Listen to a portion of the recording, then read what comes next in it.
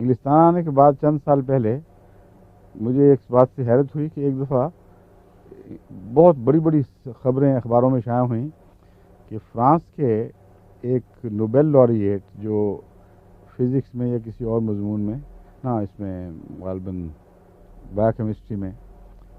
وہ Nobel price حاصل کر چکا تھا، اس نے اور اس کے ایک ساتھی نے ایک ہومیوپیتھ سے مل کر تجربے کیے کہ یہ جو پوٹینسیاں بتاتے ہیں کیا بایو کیمیکلی جسم پر واقعتاً کوئی رد عمل ظاہر ہوتا ہے کہ نہیں. تو انہوں نے دیکھا کہ ان دواؤں کا جن کا کیلکولیشن کے لحاظ سے اصل کا موجود رہنا ناممکن ہے،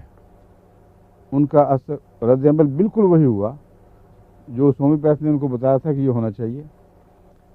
تو اس پر انہوں نے یہی تھیوری پیش کی، میموری تھیوری، اور اس کا عنوان یہی چھپا ہوا تھا کہ میموری تھیوری. اس پر بعض سائنسدانوں نے اس پہ اعتراض بھی کیے، پھر معاملہ آہستہ آہستہ ٹھنڈا پڑ گیا. لیکن جو اعتراض میں نے دیکھے ان کا جواب واضح موجود تھا،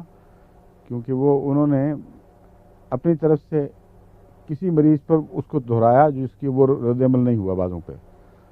حالانکہ ہومیوپیتھک میں